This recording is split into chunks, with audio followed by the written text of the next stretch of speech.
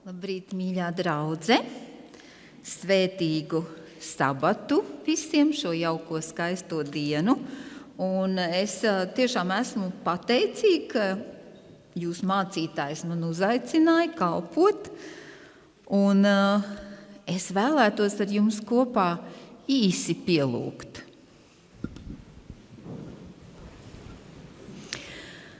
Mīļais, labais debes Tēvs, patiesi tu esi brīnišķīgs Dievs, un bez tevis mēs nenieka nespējam. Un tādēļ šajā brīdī es lūdzu, lai tu apklāji mani un katru no mums ar Jēzus dārgajām asinīm. Es lūdzu, lai tu mūs šķīsti, mums piedod un apklāji mani ar Kristus taisnības baltajām drēbēm, lai es varu nest tavu vēsti un lai tava vēsts sasniedz katru sirdi un katru prātu. To lūdzu Jēzus vārdā. Āmen. Paldies! Jā, es jums varu atzīties, ka tad, kad es palūdzu, lai Kristus baltās drēbes man apklāja, tad parasti izdodās tā sludināšana. Un tad, kad es aizmirstu, tad, kaut kas pietrūkst. Tādēļ paldies, ka lūdzāt kopā ar mani. Un es arī vēlos vispirms jums nodot sveicienus no Rīgas pirmās draudzes, kurā arī es atrodos.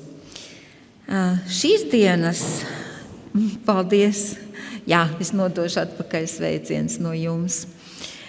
Šīs dienas tāds atmiņas pants svētrunai ir no Jāņa evaņģēlija 10. nodaļas 27. pants. Manas avis dzird manu balsi, es tās pazīstu, un viņas man seko. Liekas it kā vienkāršs pants. Mēs it kā visi to pantu zinām.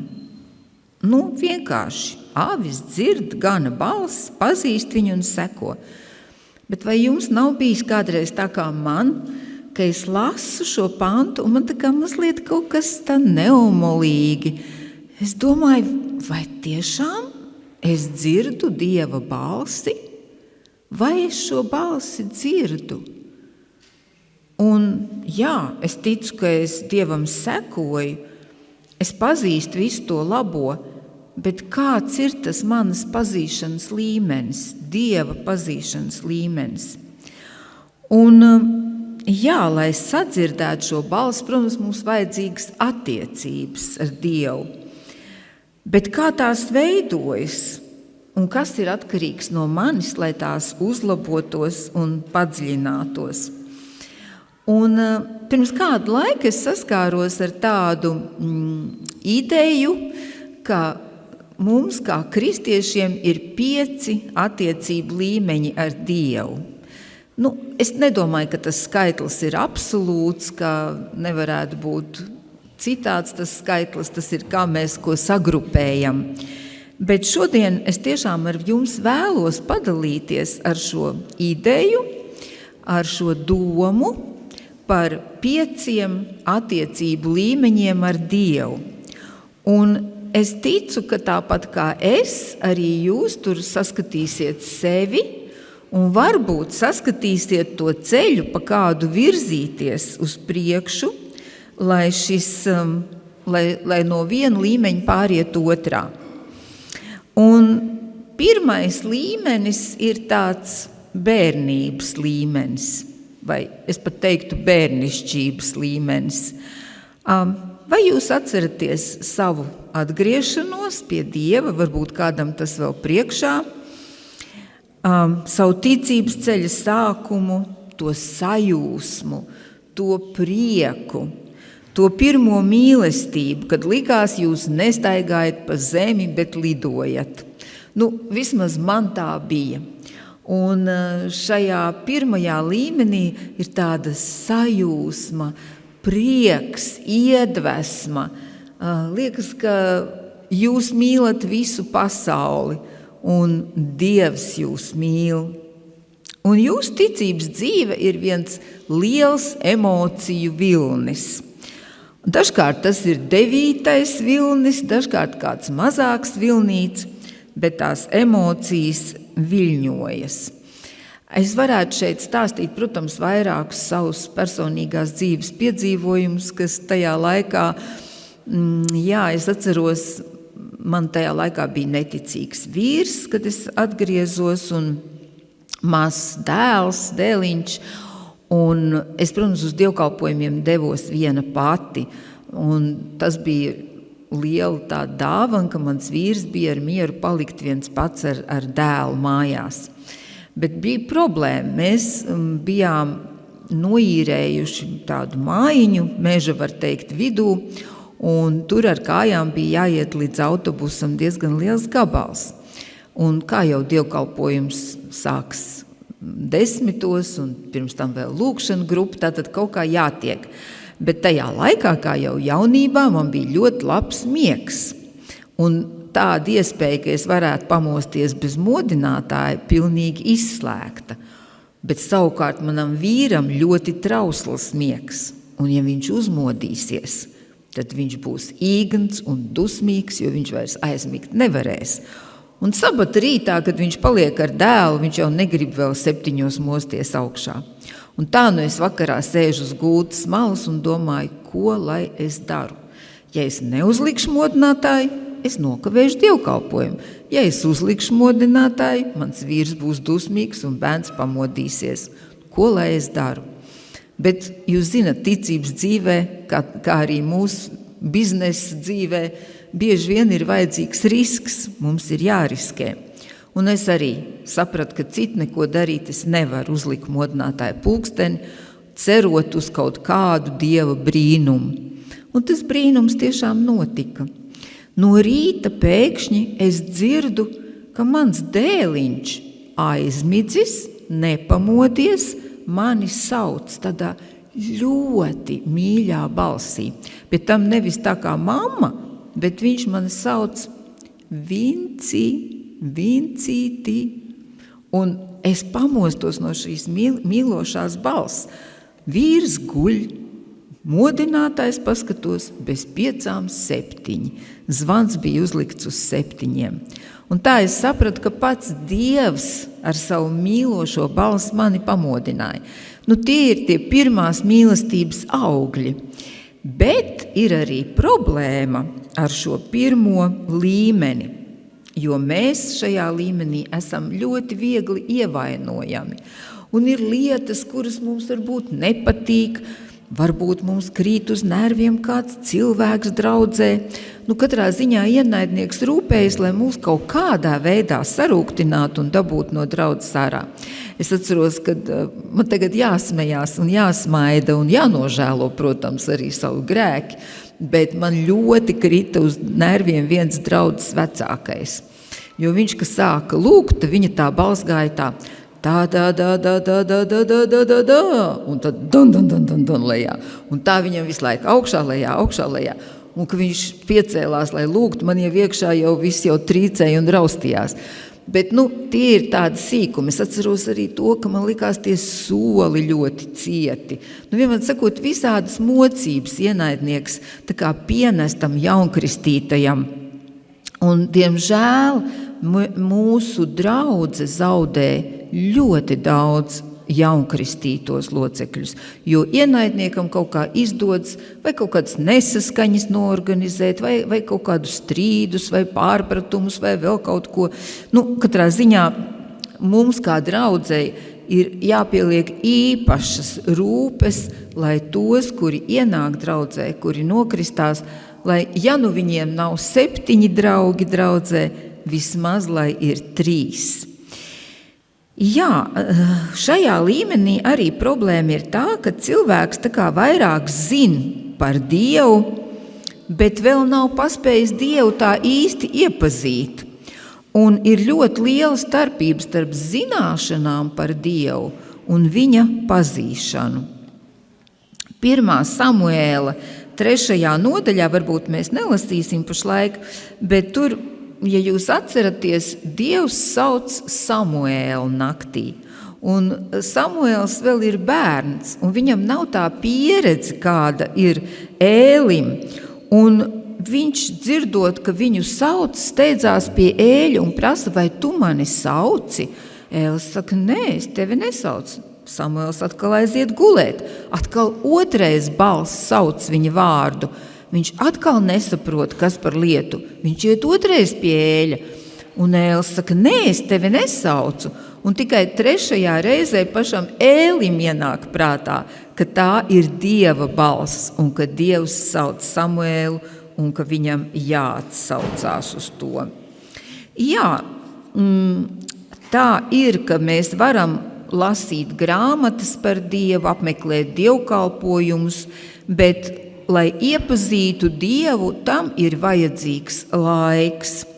Un, ja cilvēks paliek šajā pirmajā dimensijā, šajā pirmajā līmenī, emociju līmenī un tādā vieglu piedzīvojumu līmenī, tad daudz kas tiks zaudēts, jo cilvēks tad neiet tālāk savā atziņā par Dievu un Dievu neiepazīst. Un īstenībā, jā, šajā pirmajā līmenī cilvēks neprot saņemt Dieva daudzus dāvanas, apsolījumus, svētības. Un tātad, ko tas prasa? Absolvēt šīs garīgās bērnības līmeni.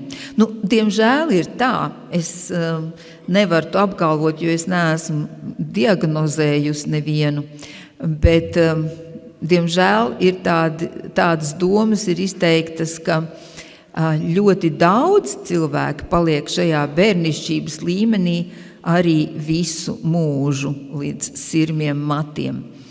Tātad jādodas uz otro līmeni. Tas jau ir tāds stabilāks līmenis. Un tiešām pienāk brīdis, kad mēs saprotam, ka neviens manā vietā nelūgs, neviens manā vietā nelasīs Bībeli un neviens manā vietā necīnīsies par manu glābšanu. Un kad es to saprotu, tad es kļūstu par atbildīgu Dieva meitu vai dēlu. Un otrajā līmenī mēs attīstam ticību, kas balstīta uz principiem, nevis uz jūtām, nevis uz emocijām.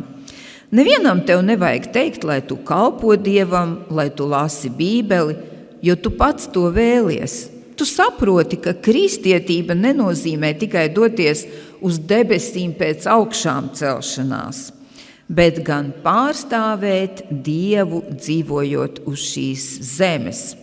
Tu sāc apzināties sevi kā Dieva vēstnesi, kā Dieva pārstāvi. Tu beidz sevi aizbildināt ar nevaļu un beidzot sāc sevi disciplinēt. Tu lūdz Dievu arī tajos brīžos, kad nemaz tā nejūties. Tu ej uz dievkalpojumu arī tad, ja nemaz nav garstāvoklis to darīt. Tu mācies nomirt savam es un nesakot savam ego.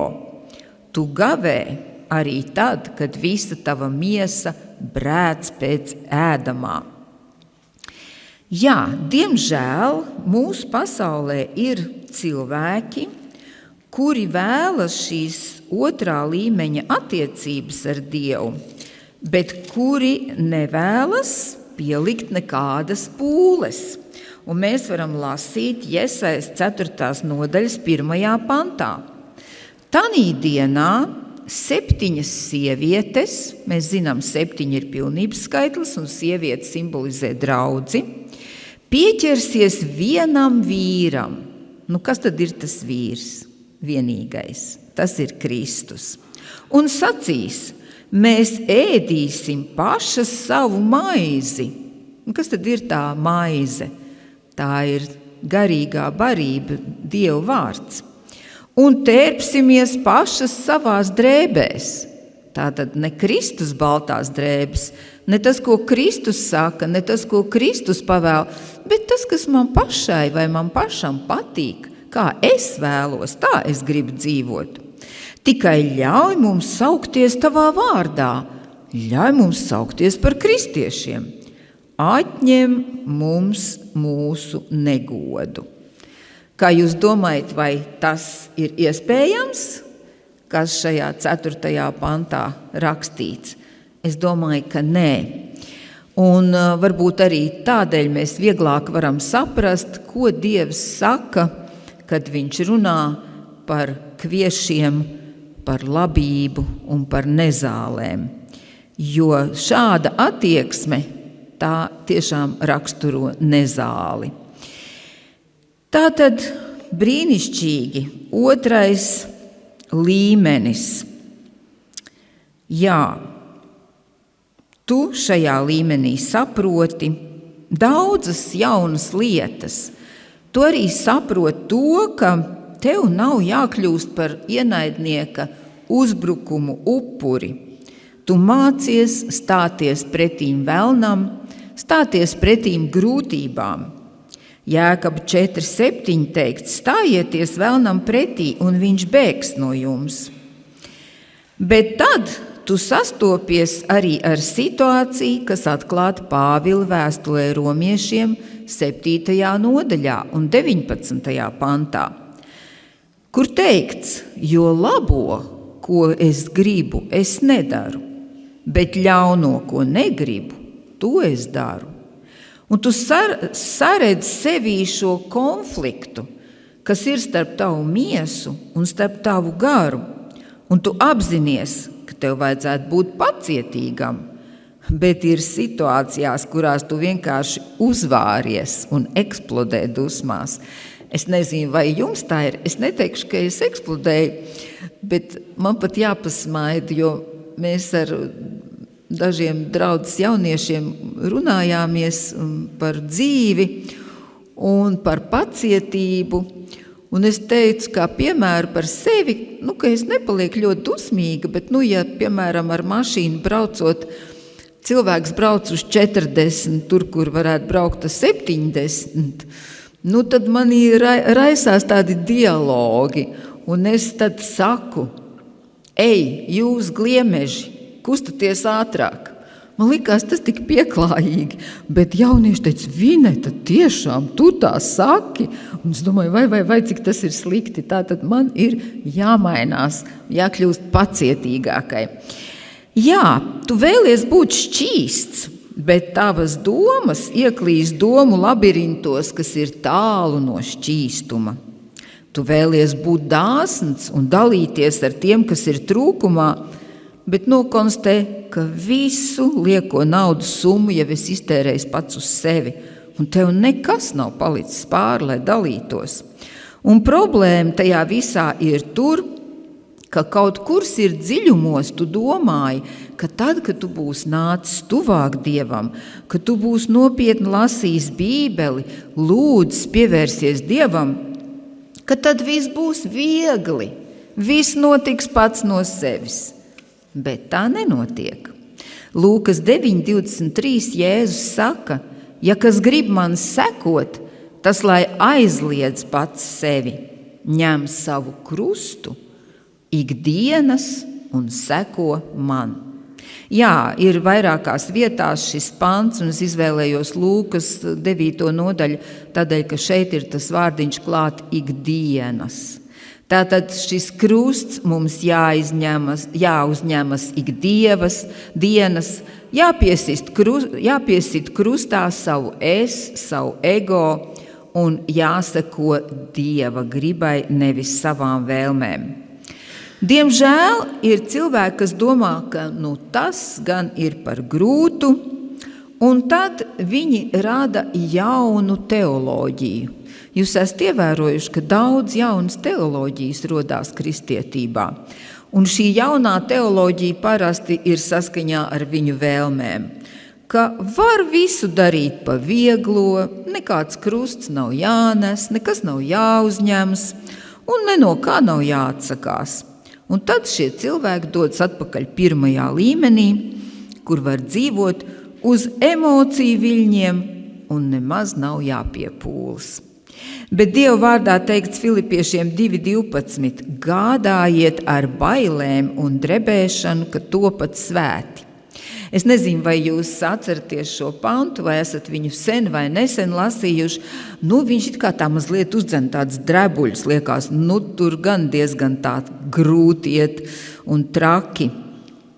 Bet īstenībā dzīvot saskaņā ar evaņģēliju un uztvert garīgo dzīvi nopietni. Tas ir vienīgais, ko šis pāns mūs aicina. Ne jau ar bailēm no Dieva, bet ar cieņu pret Dievu un vēlēšanos nopietni viņam sekot.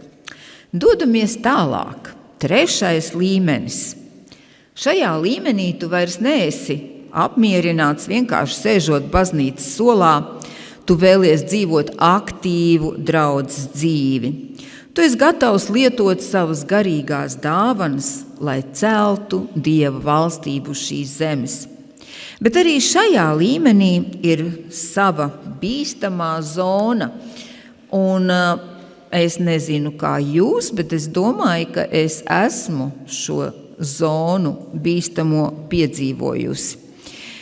Tu vari kļūt tik aizņemts Dieva darbā, ka tu aizmirsti vai neatceries, ka tu neesi pavadījis kvalitatīvu, nesteidzīgu laiku ar Dievu. Tu aktīvi kalpo, bet pēkšņi tavas dzīves lūkšana termometra stabiņš strauji laižas uz leju, un tu nemaz to nepamani un nejūti, jo tu taču esi tik ļoti aizņemts ar Dieva darbu.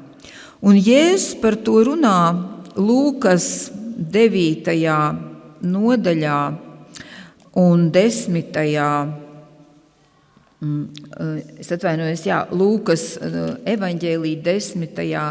nodaļā. Un šeit no 40. līdz 42. pantam Jēzus sarunājas ar Martu. Bet Marta, aizņemta ar daudzām rūpēm par to, kā viņu apkalpot, pienāca un sacīja: Kungs, vai tu neko nesaki par to, ka mana māsa mani atstājusi, lai es viena kalpotu? Saki jau viņai, lai viņa man palīdz.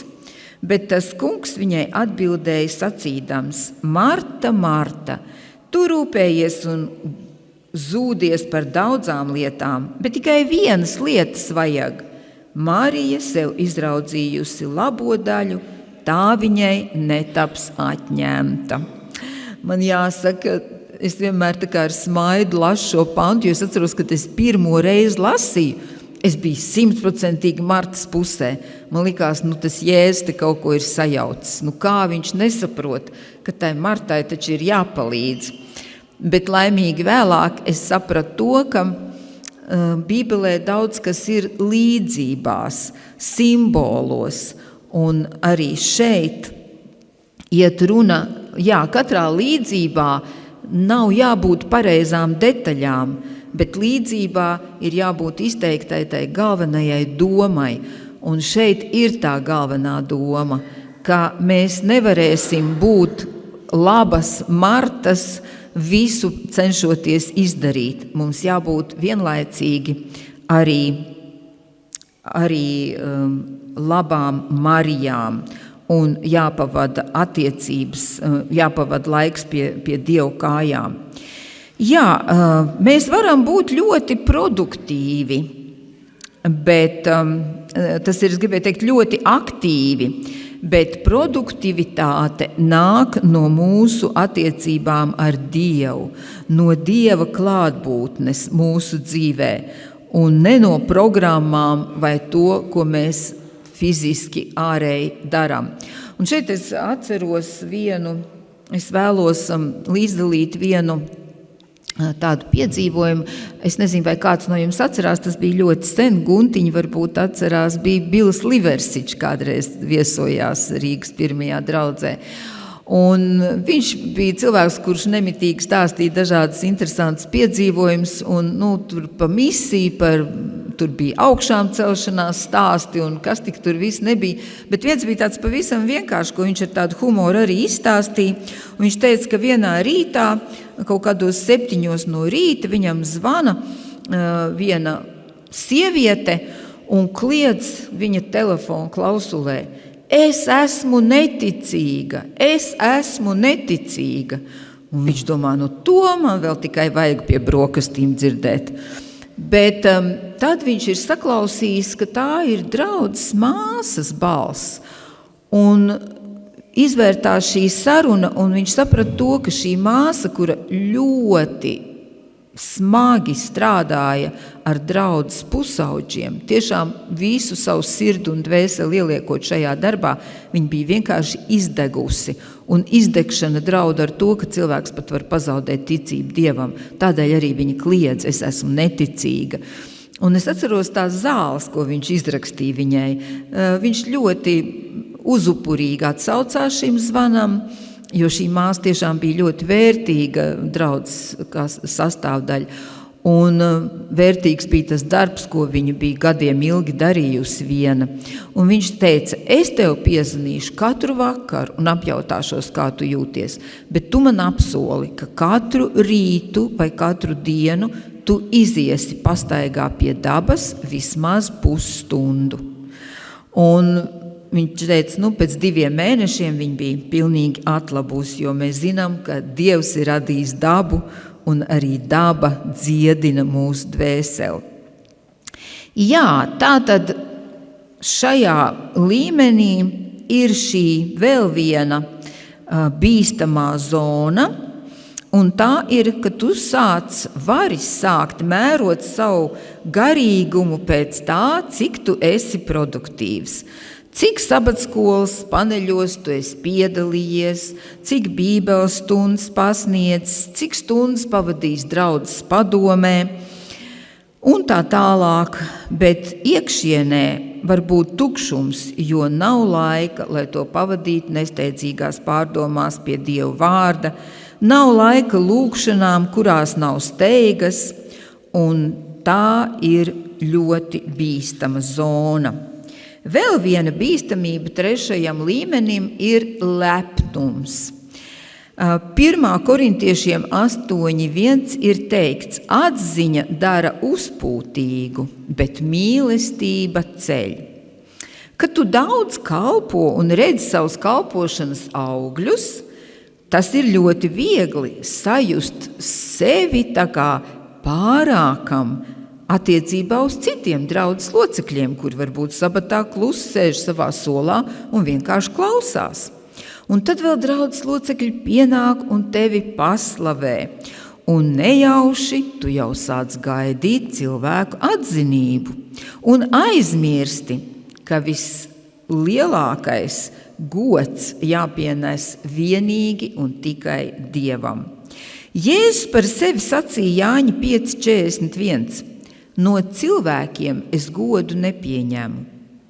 Kā jūs varat kļūt ticīgi cits no cita godu pieņemdami, bet nemeklēdami godu, kas nāk no vienīgā Dieva? Cilvēciski tas ir dabiski, vēlēties izskatīties labi cilvēku acīs, bet kad esam garīgi, tad domāsim tikai par to godu, kas pienākas Dievam. Atzīšos, ka man ir bijuši tādi piedzīvojumi, var teikt nevis ar Dievu, bet šoreiz jāsaka ar velnu, kad tā kā varbūt tu kaut ko labu izdari, un tad tu jūti, ka tevī nav iekšā nekāds lepnums, bet ir tāda sajūta, ziniet, tā kā blakus būtu kaut kāda kastīte, iekšā lepnums, un kāds tev to kastīti tā kā grib uzdāvināt. Viņš tev stumi, viņš saka, ņem. Un tu saki, nē, es to negribu, kāpēc tu man to piedāvā? Un pēc šāda viena piedzīvojuma es jautāju Mārtiņam Subatovičam. Mārtiņ, cilvēki tev ir tik pateicīgi, un draudzes locekļi vienmēr grib tev slavēt. Kā tu tiec ar to galā? Un viņš teica, jā, tā ir problēma. Un tā man arī tiešām ir bijis, kā tu saki, ka velns piedāvā to lepnību, to lepnumu un grib, lai tu to paņem. Bet es arī esmu ievērojis to, ka Mārtiņš ļoti bieži savās lūkšanās lūdz pēc pazemības. Un tas ir tas, kas mums jādara. Jālūdz pēc pazemības, lai mēs varētu turpināt ceļu pa šiem augstākajiem līmeņiem. Salamam pamācības 27.14. Ja kāds savu tuvāko jau agri no rīta skaļā balsī svētī un tam pārmērīgi dedzīgi labu vēl, tad tādu rīcību nereti pielīdzina lāstam no viņa puses. Uzslavas var būt bīstamāks nekā kritika, jo glaimi pārbauda cilvēku, vai viņš tos pieņems un norīs kā līdaka viltus vizuli, vai atraidīs un dos visu godu un savas sirds pateicību Dievam. Jāsaka godīgi, ja kādam ar to ir problēma, tad brauciet līdz uz Indiju. Indijas kultūrā ir pieņemts glaimot un slavēt cilvēkus, no kuriem kaut kas atkarīgs. Un to redzēt un piedzīvot ir, var teikt jums godīgi, ir vienkārši pretīgi. Un man ir sabojājušās attiecības nevis ar tiem cilvēkiem, kas mani varbūt kritizē, kaut gan tāds es tur daudz neesmu sastapusi, bet tieši sabojājušās attiecības ar tiem, kuri mani slavē, jo tas ir vienkārši nepanesami, tas ir briesmīgi. Un es neatceros, cik gadus mūsu mācītājs, kurš koordinē šo projektu Indijā, pastors Džons, mani vienmēr uzrunāja madam. Un daudz tā uzrunā, madam. Un man vienkārši tādas dusmas tas izraisa. Es saku, es neesmu nekāda madāma, es esmu jūsu māsa. Es esmu tieši tāda pati kā jūs. Jā, Indijā tas ļoti kultūrā. Vispār Indija dažkārt raisa pārdomas par to tiešām, kurš būs debesīs un kurš nebūs. Jo, ja mēs padodamies kultūrai, tas ceļš var aizvest tālu prom no debesu valstības.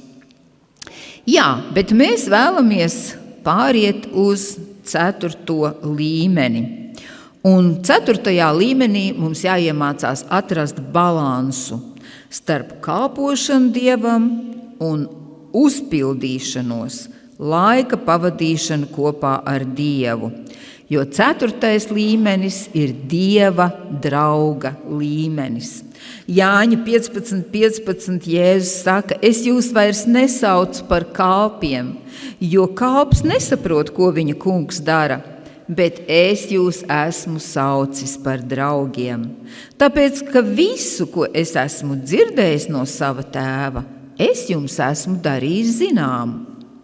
Kalpi saņem pavēles, bet ar draugiem mēs dalāmies savos nodomos, pārdzīvojumos un noslēpumos. Kalpi dzīvo paklausībā, bet draugi izprot jēgu, motīvus un iemeslus. Un mēs varam lasīt par Mūzu, 1. Mūzes 18.17. Tur ir pirms Dievs vēlējās iznīcināt Sodomu un Gomoru, 17. pantā teikts, un tas kungs domāja, vai man no Ābrahāma būs slēpt, ko es gribu darīt? Un ja jūs atceraties, šeit radās šis dialogs Mūzum, tas ir Ābrahāmam ar Dievu, šī domu apmaiņa, kur Ābrahams jautāja, pie kāda skaitļa Dievs neiznīcinās pilsētu, un viņi nonāca pie skaitļa 10, cik es atceros. Arī Jēkaba 2.23 teikts, un viņš tika nosaukts Dieva draugs. Tātad Ābrahams tika nosaukts par Dieva draugu. Daudzi kristieši nesasniedz šo līmeni, varbūt vienkārši tāpēc, ka nav par to domājuši, nav vēlējušies. Jā, un šajā 4. līmenī jūsu lūgšanas kļūst citādas. Tās vairs nav garš vajadzības saraksts, bet gan saruna ar Dievu kā ar draugu. Tu iemācies apstāties un ieklausīties viņa atbildēs. Jesais 54 teikts, viņš uzmodina mani ik rītu, viņš ierosina manas ausis, lai es uzmanīgi klausītos kā māceklis. Šajā līmenī tu sāc sadzirdēt Svētā gara īsus norādījumus, tu attīsti sevī jūtīgumu pret Dieva norādēm savā ikdienas dzīvē. Dažkārt šajā līmenī Dievs jūs uzmodina nakts vidū, jo viņam vajag kādu, kas tajā brīdī raidīs nopietnas lūgšanas pēc palīdzības kādai dārgai Dieva dvēselei.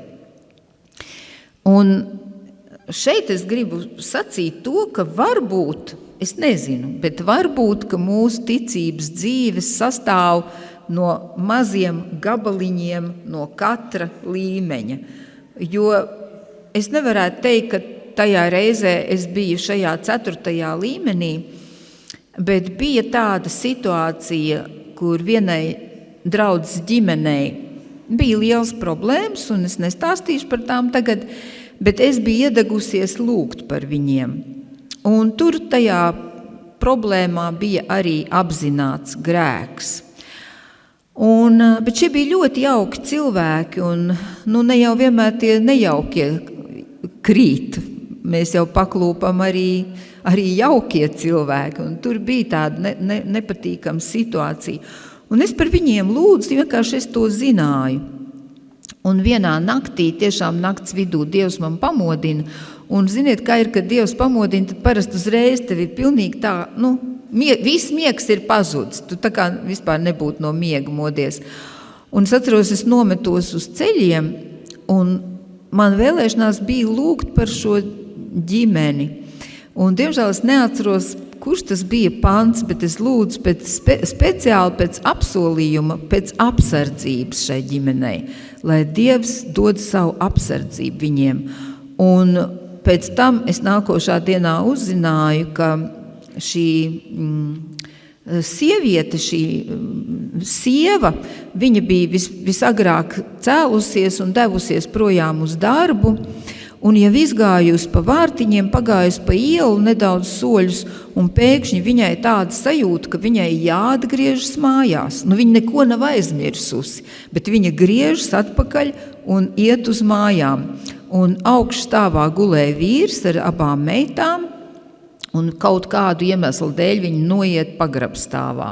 Un tur viņi ierauga liesmas, ka ir aizdedzies kaut kādā veidā apkurs katls. Un, protams, tas viss tika novērsts, bet ja viņa nebūtu atgriezusies, tie, kas gulēja augšstāvā, laikam tik drīz arī neuzzinātu, kas notiek pagrabstāvā. Tā kā es gribu jūs iedrošināt, ja Dievs jūs modina nakts vidū, tad nedomājiet, ka jums jāmēra asinsspiediens vai jāmeklē pēc sirdsdrapēm, bet varbūt Dievs jūs modina, jo viņam jūs esat vajadzīgi. Viņam vajag, lai jūs lūdzat par kādu vajadzību. Un man tā ir bijis, un tāpēc es varu padalīties, kad es tad sāku jautāt Dievam un vienlaicīgi lūgt. Es lūdzu par visu, ko es varu iedomāties uz pasaules, kas var notikt, un es lūdzu, lai Dievs tur izsūta savus eņģeļus.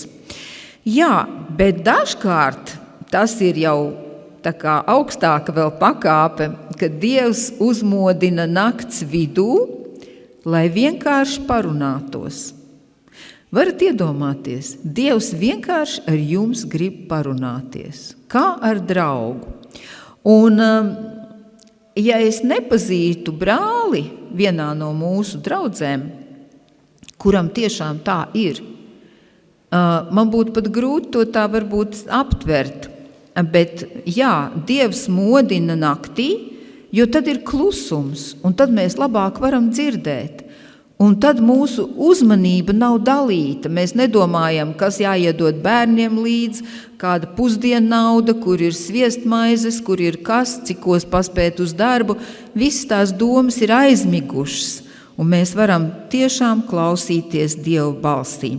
Un es zinu arī Elēna Vaita par sevi raksta izmeklētās vēstis 3.51. lapspuse. Bieži es tieku pamodināta no miega 1 vai 2 naktī un pierakstu lietas, kas man tiek parādītas. Liecība 5. sējumā viņa raksta: daudzas lietas man ir parādītas nakts redzējumos. Tad, kad tu pavadi vairāk laika kopā ar Dievu, cilvēki tev apkārt to nevar nepamanīt. Tev ir risinājums problēmām, un no tevis plūst svētības traume. Un mēs varam šeit lasīt vienu no manām Bībeles vismīļākajām nodaļām, un tā ir Ījaba 29. nodaļa. Un faktiski šeit jālasa visu nodaļu, es laikam visu nodaļu nelasīšu, bet es iesaku jums mājās lasīt. Un varbūt lūdziet, lai Dievs arī jūs padara par tādiem cilvēkiem, kā šajā nodaļā rakstīts. Un jā, šeit ir Ījabs raksta, kad savas gaismas spīdumam viņš lika mirdzēt pār manu galvu, un es viņa gaismā izstaigāju tumsu. Tā kā tas bija ar mani manās brieduma dienās, kad Dieva padoms valdīja pār manu telti. Kad mani soļi, manas gaitas ritēja kā pa taukiem, kad klints man tuvojoties pārvērtās eļļas straumēs. Kad es toreiz pa vārtiem izgāju uz pilsētas galveno ielu un pēc tam ieņēmu sēdekli tirgus laukumā, tad mani ieraudzījuši jaunie ļaudis bija pilni bijības. Pat sirmgalvi, kas bija jau vecākos gados, piecēlās un palika stāvot. Un augsti dzimušie pārtrauca runas, roku likdami sev uz mutes, un lielu kungu balss apklusa, viņu mēli pielip pie viņu smaganām, jo ik katra auss, kas bija mani dzirdējusi, teica mani svētīgu esam. Arī ik viena acs, kas mani bija ieraudzījusi, nodeva labu liecību par mani ar savu izteiksmi. Es tērpos taisnībā, un šis tērps bija manas goda drānas, kā goda mētelis un goda galvas sega mani pušķoja mans taisnīgums. Jā, un grūti pat izvēlēties, ko šeit lasīt tālāk vēl nodaļas beigās. Mana cieņa manī paliks vienmēr jauna un nesamazināta, un mans stops labi darbosies manā rokā. Un ļaudis mani ne tikai klausīja, bet arī sāka gaidīt, un tie manu padomu ņēma pretī godbijībā klusēdami. Es ticu, ka mēs arī vēlamies būt par tādiem ļaudīm, kurus gaida, kurus padomu, pēc kura padoma ilgojas. Pie maniem vārdiem vēlāk tie vairs neko nepiebilda, un pār viņiem mana runa nolija, kā lietus pilieni nesdami vēldzi. Uz mani tie gaidīdami lika savu cerību kā uz agro lietus gāzi, ar savām plati atvērtām mutēm tiem malkiem dzēra, kā vēlo lietu manu runu. Es biju viņiem ceļrādītājs, viņu pulkā es biju ķēniņa lomā, biju kā tāds, kas iepriecina noskumušos. Es ticu, ka mēs vēlamies būt tādi cilvēki un tādi Dieva ļaudis, un es ticu arī, ka Dievs vēlas, lai mēs tādi būtu. Bet, protams, kā mēs lasījām notikumos par Ījaba dzīvi visā Ījaba grāmatā, arī šajā līmenī ir sevišķi izaicinājumi. Mūzum bija jāatstāja faraona galms, Dāvidam bija jāiet cīņā ar Golijātu, un 4. līmenī tiešām tu pārstāji domāt par to, ko cilvēki par tevi domā. Tev rūp tikai tas, ko Dievs par tevi domā. Bet ir vēl kāds līmenis, un tas ir 5. līmenis. Liekas, ka 4. jau ir ļoti augsta virsotne, bet 5. tā ir dziļa savienība ar Dievu. Tava sirds pukst reizē ar Dieva sirdi, Viņš tev ir visā. Es nezinu, vai jūs zinat to dziesmiņu, bet angļu valodā ir tā dziesma, kur dzied all in all. Tātad visā. Tu man esi visā. Bez Dieva tavai dzīvei nav jēgas.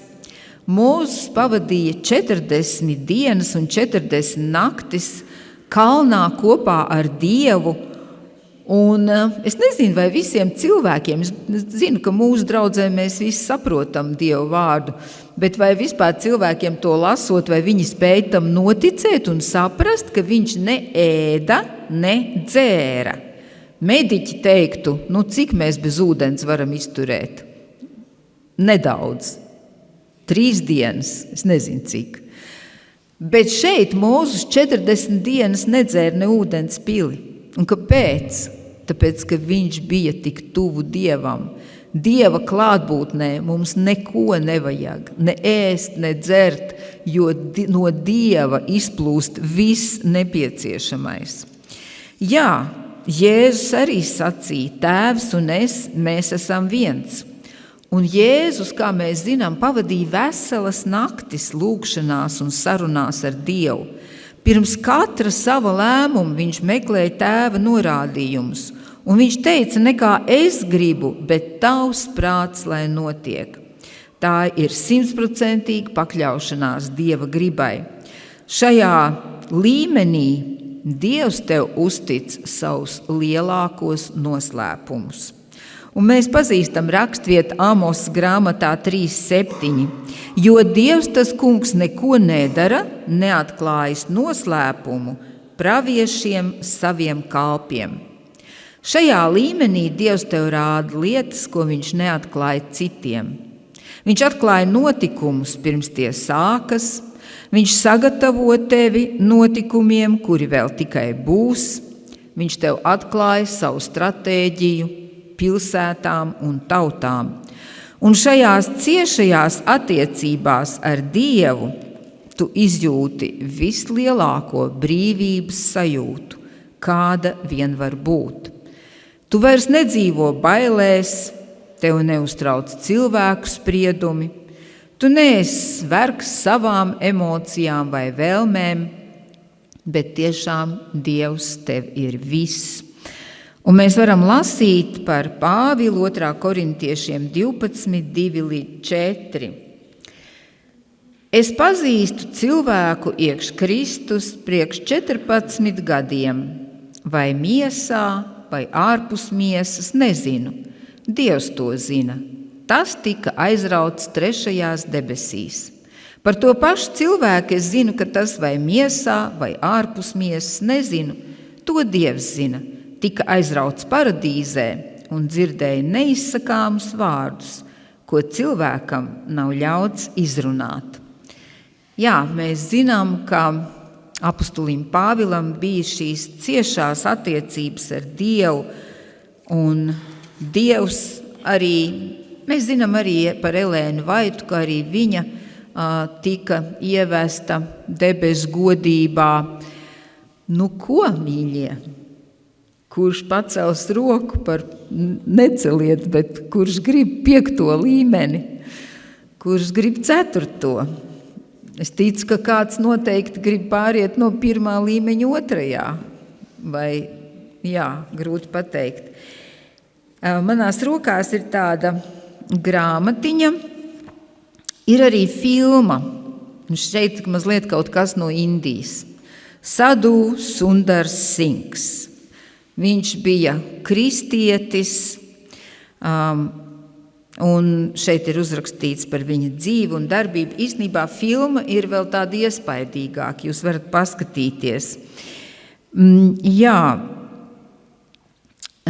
Es gribu izlasīt jums šeit tādu vienu fragmentiņu īsu. Kristus mācību sludinādams Sundars kādu reizi bija iespiedies dziļāk Tibetā un nonācis līdz Rasarai, un arī tur gribēja ļaudīm stāstīt par jauno ticību, tātad par kristietību. Viņu apcietināja un noveda pie lamas. Pēdējais atrada Sundaru par vainīgu un notiesāja uz nāvi. Starp citu, arī tagad Indijā nav atļauts sludināt kristietību. Mēs, kad braucam, šajā gadā janvārī mēs bijām Indijā, ja jūs lasīsiet advents vēstīs, tur ir arī stāsts par Indijas braucienu ar fotogrāfijām.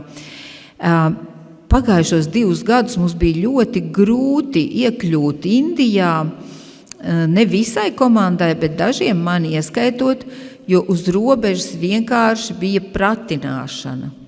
Un man bija reizē prieks un reizē noskumšana, ka es domāju, es laikam izskatos pēc kristietis. Tas robežsargs redz, ka es esmu kristieti, jo viņš man pratina un nespiež to zīmjogu pastē. Un tas trakākais bija, ka tas pats bija ārā braucot. Es domāju, es tagad braucu uz Londonu, lidoju, kāds sakars? Nē, atkal bija pratināšana, kur jūs bijāt, ko jūs darījāt, cik dienas, ko jūs apskatījāt. Un tad labi, es to visu atcerējos pa visiem gadiem, to es visu krāvu tajā groziņā. Jā, tā kā arī tad un arī tagad nekas nav mainījies. Indijā nav atļauts sludināt kristietību. Jā, tātad Sundaru notiesā uz nāvi. Tibetieši nāves sodu izpildīja 2 veidos. Viens veids, kad notiesāto iešuja vēl pilnīgi svaigā, tikko nokautā Tibetas vērša ādā, kuru tad izliek saulē, kas žūstot no siltuma savelkas un līdz ar to nospiež tur iešūto noziedznieku. Otrs veids – notiesāto iemet kādā dziļā šim nolūkam speciāli izraktā akā ar dzelzs vāku, kur noziedznieks nobeidzas bada nāvē. Sundaram izvēlējās šo otro soda veidu. Atdarās smagais akas vāks, Sundara tajā iemet bez žēlastības, krītot tam satrietas labā roka, bet zem sevis tas sajūt vēl svaigus cilvēku kaulus, kas vēl nav paspējuši izkalst un no kuriem viņa nāsīs plūst diezgan svaiga trūdu smaka. Tas Sundaram liecināja, ka viņš nav pirmais, kas šeit ir lemts rast galu. Vāks aizdarās, bez izredzes un palīdzības viņš ir padots bada nāvei. Novēlējis savu dvēseli Dievu vadībai, viņš gaida savu likteņu turpmākos brīžus. Tie nāk un atkal aizskrien, it kā steigā, bet Sundaram tie ir kā mūžība. 3. naktī Sundaram sirsnīgi Dievu pielūdzot un sagatavojoties uz miršanas brīdi, viņš augšā sadzird kādu troksni. Akas vāks klusi atdarās. Sundars sajūt, ka viņa nogurušo ķermeni aizskar striķa gals un dzird, ka kāda klusa balstos skubina apņemt striķi ap sevi, jo viņu gribot glābt. Saņēmis pēdējos spēkus, Sundars arī tā dara. Viņš mana, ka top vilkts uz augšu. Saudzīgi saņemts un nolikt zemē akas priekšā. Svaigais gaiss to atspirdzina, bet viņa glābējs jau nozudis. Izglābtais Sundars apzinās brīža nopietnību un zina, ja paliks līdz rīta gaismai guļot pie akas, viņa ienaidnieki gādās, ka to nomaitātu. Viņš saņem beidzamos spēkus un aizvelkas līdz karavānu piestātnei, kur paliek dažas dienas, līdz sajūt jaunus spēkus, ka var atkal uzsākt sludināšanu. Līdzcietīgie ceļotāji tam piestātnē sniedz palīdzību. Sundars apņems griezties atpakaļ uz Razaru. Viņa ierašanās pilsētā sacēla lielu uztraukumu. To dabūja zināt galvenais Lama, kas viņu bija notiesājis uz nāvi. Lama aicināja Sundaru soģa krēsla priekšā. Tagad Sundaram jāstāsta, kā ticis starp dzīvajiem. Lama ir tik ārkārtīgi uztraukts, ka pat putas parādās viņam uz lūpām. Viņam ir gluži nesaprotami, kā Sundars varēja izkļūt laukā no akas, jo smagā dzelzs vāka atslēga glabājas vienīgi pie viņa. Lama nāk pie slēdziena, ka vāka atslēgas tam nozaktas, un pie kā tās taps atrastas, tam draud Sundara sots. Iesāks atslēgas meklēšana. Pēc ilgas meklēšanas atslēgu atrod pie citām Lamas atslēgām, karājoties parastajā vietā. Galīgi satriekts, tas dod rīkojumu atsvabināt Sundaru un ļauj tam uzturēties pilsētā. Lielais Lama nojauta Dieva izstiepto aizsardzības roku pār šo sadhu.